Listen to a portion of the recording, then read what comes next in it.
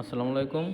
তো আমরা এর আগে থ্রিটা দিয়েছি, এবার ফোরের ধর্মীয় সম্প্রীতি সেটার যে ক্লাসটা দিয়ে দিব সেটা অধ্যায় 2। তো ধর্মীয় সম্প্রীতির বড় প্রশ্ন এবং ছোট প্রশ্ন সেটা এর ভিতরে পেয়ে যাবেন। আমরা একটু এটা দেখি যে ছোট প্রশ্ন বড় প্রশ্ন কীরকম এবং বিস্তারিত ব্যাখ্যা সহ। চতুর্থ শ্রেণীর শিক্ষার্থীদের জন্য তোমার আপলোড করা বইয়ের পাতাগুলোর উত্তর নিচে সহজভাবে দেওয়া হল। ছবির মাধ্যমে ধর্ম চেনা। প্রথম ছবি অনুযায়ী ছবিগুলোতে বিভিন্ন ধর্মের উপাসনালয় বা দৃশ্য দেখানো হয়েছে। উত্তরগুলো হবে: ছবি -1 ইসলাম ধর্ম, মসজিদে নামাজ পড়ার দৃশ্য। ছবি -2 হিন্দু ধর্ম, মন্দিরে পূজার দৃশ্য।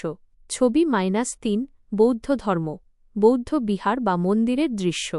ছবি -4 খ্রিস্ট ধর্ম, গির্জায় প্রার্থনার দৃশ্য।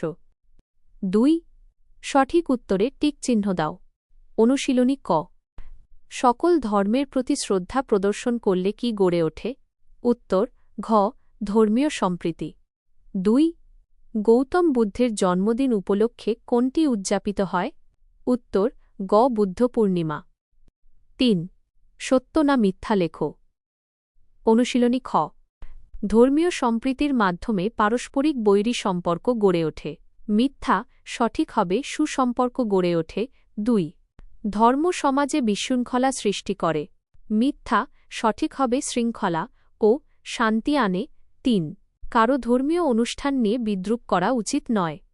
সত্য। 4 ধর্ম বর্ণ নির্বিশেষে সকলের সহাবস্থানের মাধ্যমে সমাজের উন্নয়ন হয়।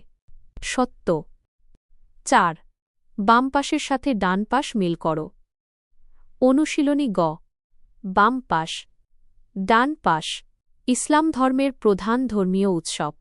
ঈদুল ফিতর হিন্দু ধর্মের প্রধান ধর্মীয় উৎসব।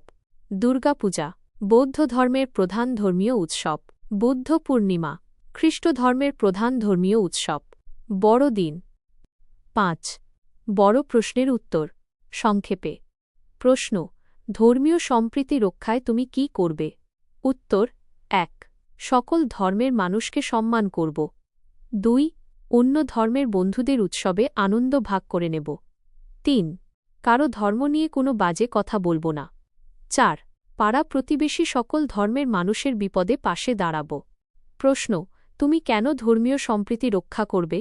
উত্তর: সম্প্রীতি থাকলে সমাজে শান্তি বজায় থাকে। সবাই মিলেমিশে থাকলে দেশ উন্নত হয় এবং কোনো ঝগড়া বিবাদ হয় না। আমরা যেন সবাই ভাই বোনের মতো মিলেমিশে থাকতে পারি, সেজন্যই সম্প্রীতি রক্ষা করা জরুরি। আশা করি উত্তরগুলো তোমার পড়ালেখায় সাহায্য করবে। অন্য কোনো প্রশ্ন থাকলে বা কোনো অংশ বুঝতে সমস্যা হলে আমাকে বলতে পারো। তুমি কি পরের অধ্যায়ের কোনো প্রশ্ন?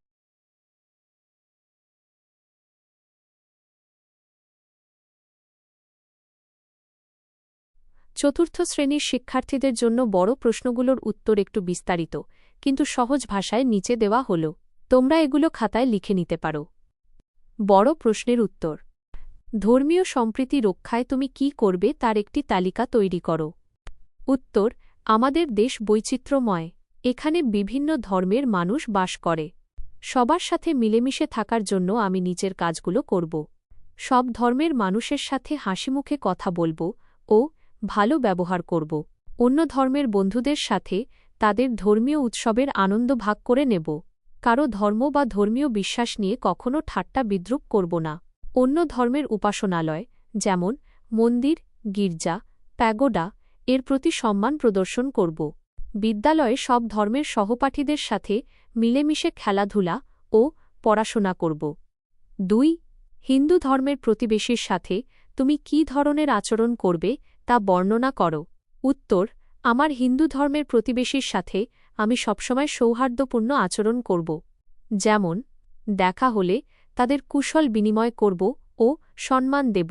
তাদের প্রধান ধর্মীয় উৎসব দুর্গাপূজা বা অন্যান্য উৎসবে তাদের বাড়িতে যাব এবং শুভেচ্ছা জানাব। তাদের কোনো বিপদে বা প্রয়োজনে সবার আগে এগিয়ে যাওয়ার চেষ্টা করব। তাদের ধর্মীয় আচার অনুষ্ঠানে কোনো প্রকার বাধা সৃষ্টি করব না বা উচ্চ শব্দে গান বাজিয়ে বিরক্ত করব না।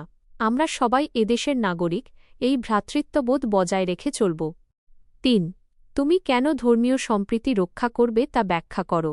উত্তর, ধর্মীয় সম্প্রীতি রক্ষা করা আমাদের সবার নৈতিক দায়িত্ব। এর কারণগুলো হল: শান্তি বজায় রাখা, সম্প্রীতি থাকলে সমাজে কোনো দাঙ্গা হাঙ্গামা বা ঝগড়া হয় না, সবাই শান্তিতে থাকতে পারে।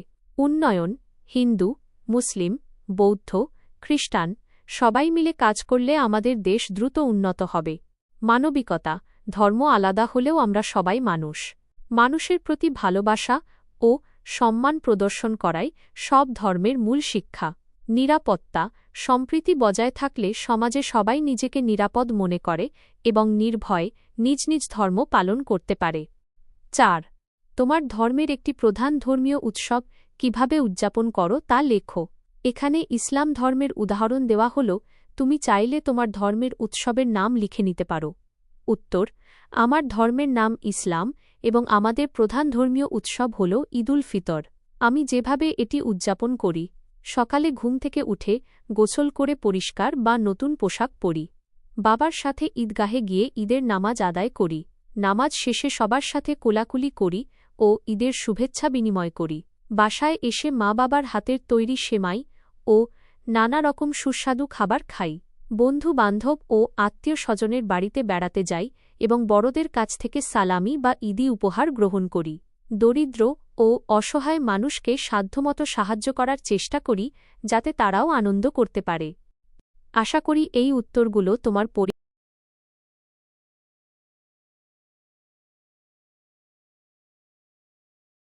চতুর্থ শ্রেণীর শিক্ষার্থীদের জন্য পাঠ্য বইয়ের সংক্ষিপ্ত প্রশ্নগুলোর উত্তর নিচে সহজভাবে দেওয়া হল।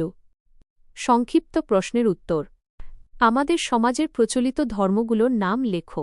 উত্তর, আমাদের বাংলাদেশে প্রধানত 4টি ধর্ম প্রচলিত রয়েছে। সেগুলো হল: 1. ইসলাম ধর্ম, 2. হিন্দু ধর্ম, 3. বৌদ্ধ ধর্ম ও 4. খ্রিস্ট ধর্ম। 2. ভিন্ন ধর্মের ধর্মীয় উৎসবগুলোর নাম লেখো।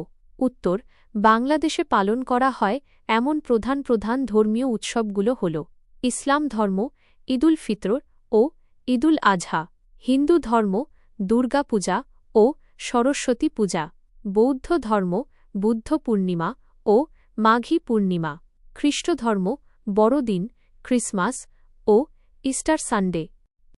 পড়াশোনার টিপস: সংক্ষিপ্ত প্রশ্নের উত্তর দেওয়ার সময় মূল কথাটি পরিষ্কার